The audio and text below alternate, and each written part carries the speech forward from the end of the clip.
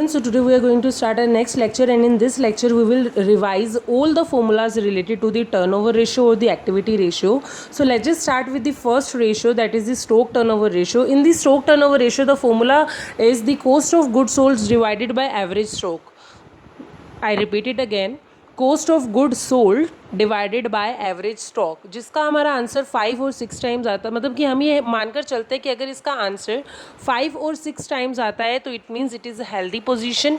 Stock turnover जल्दी stock क्या हो जाएगा, टर्नओवर हो जाएगा in the sales.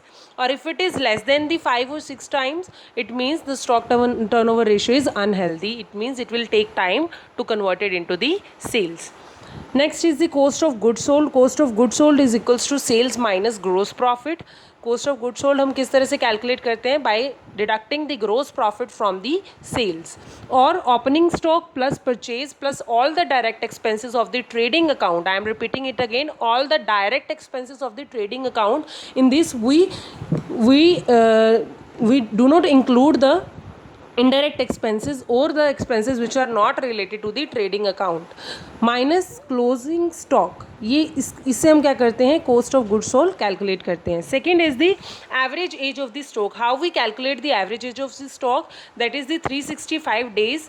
365 days total days in the year divided by stock turnover ratio, or the 12 months divided by STR, that is the stock turnover ratio. Again is this, and how we calculate the average stock, और ये किस तरह से हम calculate कर सकते हैं. If sale is given to us in the question, और द ग्रोस प्रॉफिट का हमें परसेंटेज गिवन है, that is the 20% on sale. If it is on sale then will do 20 divided by 100. Next is sale. If it is sale is 60,000 and the gross profit is 20% on cost. If it is on cost, then we will add 20% in 100, मतलब कि 20 divided by 120. And if it is given that the cost of goods is 60,000, cost of goods sold is 60,000, then we calculate the gross profit, that is 20%. If it is 20% on sale, then we'll deduct 20 from 100, मतलब कि that is 60,000 into 20 divided by 80. The total sale is equals to cost of goods sold. How will calculate the total sale? The total sale is equals to cost of goods sold plus gross profit. अब cost of goods sold अगर हमें निकालना है तो हम वो किस तरह से निकालेंगे, cost of goods sold is equals to total sale minus gross profit. This is how we calculate the cost of goods sold from the second formula. If the total sale is given to us and the gross profit is given to us, from that data how we'll calculate the cost of goods sold. This is the formula for calculating that. Debt turnover ratio. How to calculate the debt turnover ratio now? It is equals to net credit sale. Debt turnover ratio क्या है? It is equals to net credit sale divided by average receivable. That how much average receivable you have and how much net credit sale is there in the year. सो इसका भी idol जो है वो क्या है, 5 और 6 टाइम्स ही है. 5 और 6 टाइम इसका आंसर आना चाहिए. इफ़ इट इज़ 5 और 6 time then it is okay for us. If it is less than 5 और 6 time then it is not okay. Net credit sale is equals to total sale minus cash sale minus credit sale return. कितना sales return हमें credit का आया वो भी हम क्या करते हैं, डिडक्ट करते हैं from the total sale and the cash sale from the total sale to get the net credit sale. And how will calculate the average receivable. Average receivable is equals to opening debtors and bill receivables plus closing debtors and bill receivables divided by 2. Repeating it again, average receivables is equals to opening debtors and bill receivables plus closing debtors and bill receivable divided by 2. And the fourth formula to calculate the average collection period. How will calculate the average collection period? That is the 365 days divided by debt turnover ratio. The answer you got here, you will divide it by 365 days and 12 months to calculate the average collection period. If it is in the months, then you will take 12. If it is in the days, then you will take 365. And here the total sale is equals to 60,000 and cash sales is equals to cash sales is not given to us. Then I have to calculate the 20% of credit sale. तो हम क्या करेंगे, 60 का 20% कर देंगे. If there is credit sale that is 30,000 and cash sale and then 20% of total sale, then हम इस percentage से हम दोनों के दोनों फॉर्मूलाज को कैलकुलेट कर सकते हैं, रिवर्स परसेंटेज करके और कैश सेल को माइनस करके.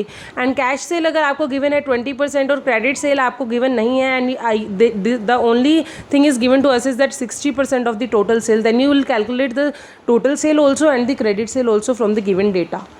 Now how we'll calculate the total sale? Total sales is equals to cash sales plus credit sale, or if cash sale is given to us and the total sale is given to us, then it is easy to calculate the credit sale also. Credit sale, how will calculate the credit sale? Credit sale is equals to total sale minus cash sales.